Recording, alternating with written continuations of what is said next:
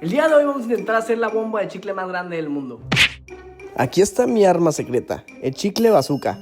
La estrategia de hoy es simple, voy a masticar 3 chicles bazooka. Esto puede terminar en un récord o en un tremendo desastre.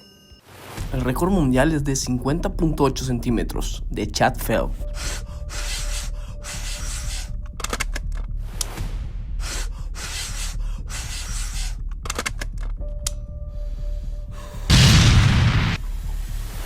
En esta ocasión no se logró cumplir el reto, pero suscríbete y danos like si te gustó el video. Nos vemos en nuestro próximo Producto Raro.